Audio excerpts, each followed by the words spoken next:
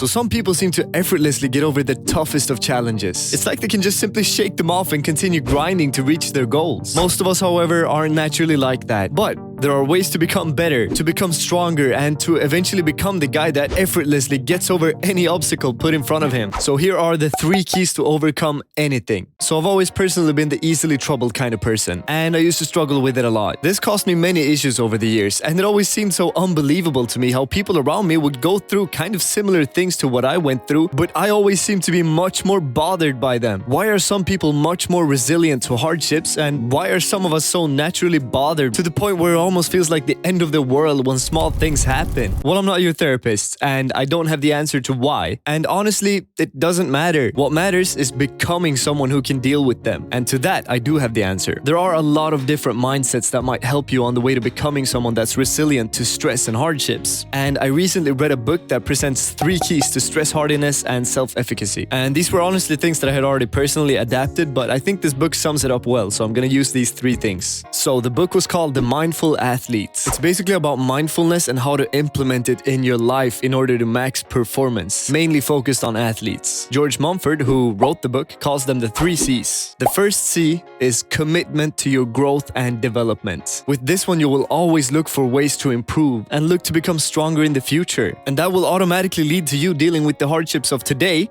much better. It's very common to hear people that are going through something tough, talking about how they just hate it and they just want it to end and it sucks so much and so on. These are not the people that are committed to their own growth. The person who's looking to become stronger and better will instead sit down and approach the issue with a problem-solving mindset and face it head on. Because he knows that either it's gonna suck and he can complain about it, or it's gonna suck and he can work on how to make it suck as little as possible and how to grow from it. So that's the first one. Commitment. The second C is control over how you respond to stressors. This is incredibly important, and the best way to work on this, according to me, is overall mindfulness practice. You may have heard this before, but if you haven't, I want you to remember this. Mindfulness practice, like meditation, is what helps you find the space between stimuli and response, which is almost unrealistically valuable. If you start finding your way to the space between stimuli and response, you'll start to be able to affect the response. And this goes for everything. We're not really used to being aware of this space because we're not really used to be mindful. But imagine the power that comes with this, the power over any stimuli. Let's say you found out someone said something hurtful about you. This is one of those typical things that someone that's unshakable, tolerant to stress, and confident wouldn't be very bothered by. While it might feel like the end of the world to someone that needs to work on these things. If you catch the moment between stimuli and response, instead of just being sad right away, you'll react more with logic and realize that it's not the end of the world. You'll be there mentally instead of just feeling something as a response. And most times, things like this can be countered very hard by just logic, because oftentimes emotions aren't logical. That's why the Stoics always talk about why you shouldn't let your emotions control you and why you need to act on your principles instead of emotions. Anyways, moving on. The third C is for challenge. You view pressure and every crisis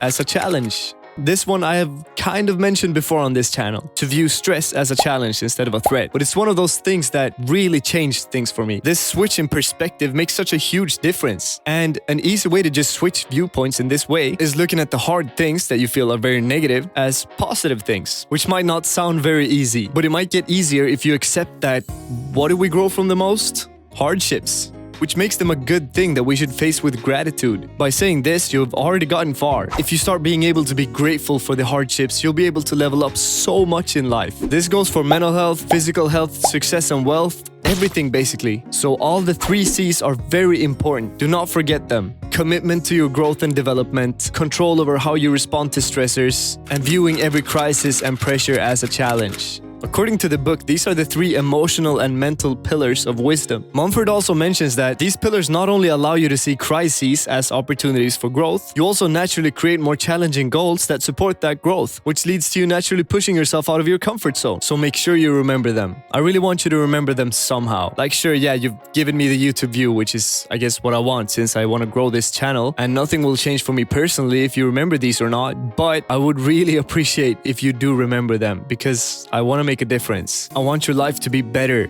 after you've watched any of my videos. I don't want my videos to just be a mindless, free dopamine spike for you. So write down the pillars.